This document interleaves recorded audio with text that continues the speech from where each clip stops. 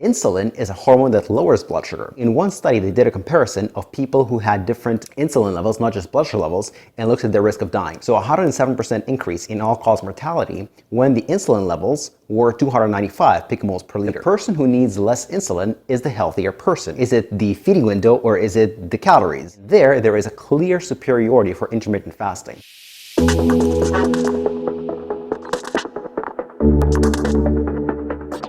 Does intermittent fasting work for diabetes or is it overrated? That's exactly what you're going to learn in this video. We're going to cover how intermittent fasting compares to a regular calorie distribution when it comes to lowering high blood sugar. We're also going to cover the effects of high insulin levels on what's called all-cause mortality or your risk of dying for any reason. We're also going to cover treatment versus prevention. Does it work for treatment and not prevention, or the other way around?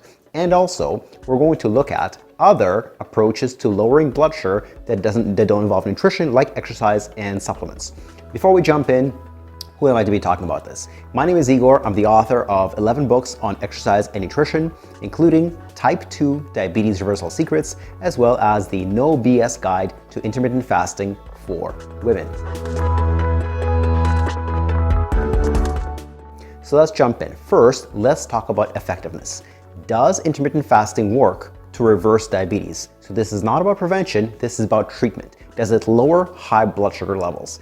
And whether or not it does or doesn't lower blood sugar levels depends way more on the other factors that go into it than the intermittent fasting itself. In other words, what are the calories and all the other factors that go into it. So on condition that calories are equal to any other calorie distribution, yes, intermittent fasting can lower blood sugar levels. However, intermittent fasting is not a nutritional choice. Intermittent fasting is a logistical choice. It just limits the time you have to eat. It doesn't limit the calories or the carbohydrates or anything.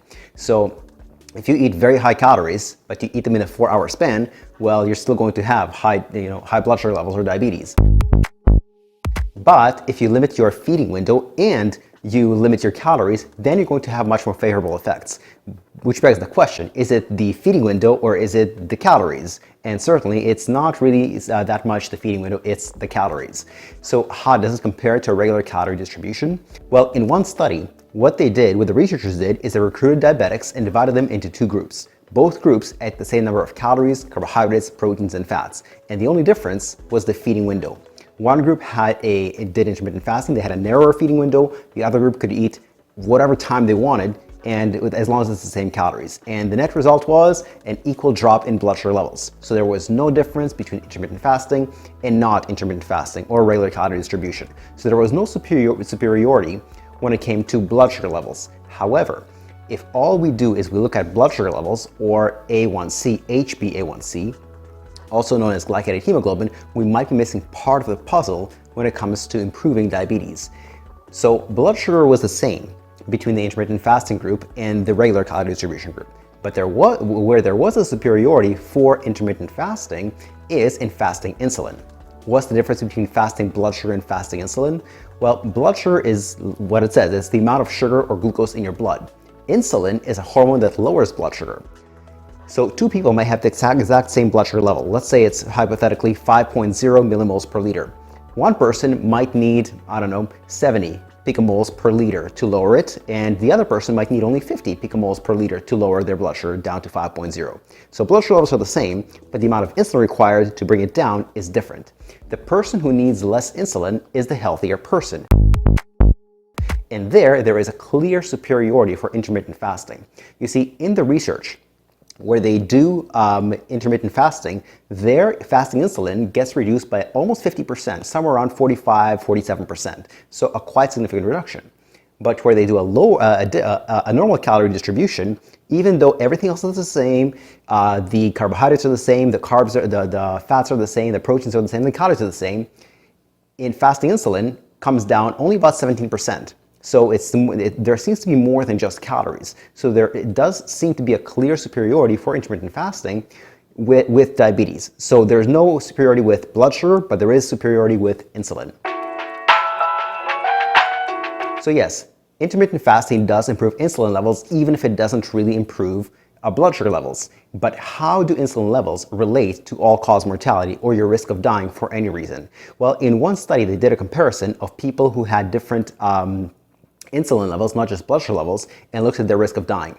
In that study, what they showed is that people who had a fasting insulin level of about 54 picomoles per liter, which is equivalent to 7.8 milli international units per liter, had a 10% higher risk of dying than normal. Normal is considered about 18 picomoles per liter. So a very, very small difference between 18 and 54, where there was another increase to 20% risk of all-cause mortality when fasting insulin levels were 87 picomoles per liter. It jumped a lot when we went from 87 to 175, and there was a doubling, so 107% increase in all-cause mortality when the insulin levels were 295 picomoles per liter. So it appears that intermittent fasting does have a pretty significant effect on all-cause mortality. It's not just blood sugar, it's also insulin. Now, that's on the treatment side of things. That's how it works in diabetics. What about in people who are not diabetics, who have normal blood sugar levels and normal insulin levels? Does it work for prevention as well as for treatment? And the answer is there it kind of loses its superiority. Because if somebody's fasting insulin levels are normal, they're already around 18 picomoles per liter, to bring them down even lower doesn't have much of an effect. In studies comparing people with a normal distribution of fasting insulin levels, the people who had a fasting insulin level of 9 picomoles per liter, where 18 is considered normal, they only had a 2% reduction in all-cause mortality. So not a heck of a lot. So it appears that the greatest benefit comes from bringing fasting insulin levels from high to normal. There is almost no benefit for going from normal to even lower. So it works very well for treatment, but it doesn't appear to have a clear superiority for prevention of diabetes.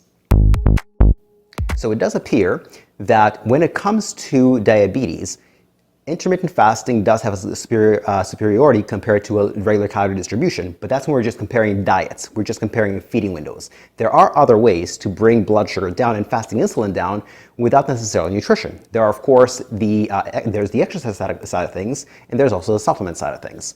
To put things in perspective, yes, intermittent fasting can bring fasting insulin down as much as 47%, which is almost triple the amount of a regular calorie distribution. However, exercise, both strength training and cardio, lower fasting insulin by about the same amount as well. Different supplements like ginger lower fasting insulin levels by that same amount as well.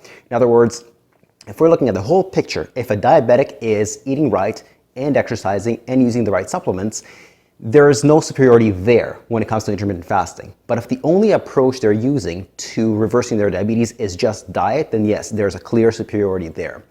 I talk extensively about how to exercise for diabetes reversal in my other videos, which are linked in the description. I also talk about different supplements for diabetes reversal in a different video, so check those out in the description below. I hope you liked this video. If you did, click like and subscribe. A, it will help you be notified when I publish more videos just like this, and B, it'll help other diabetics learn of this kind of information, which is very, very important. I hope you enjoy this. Thank you, and goodbye.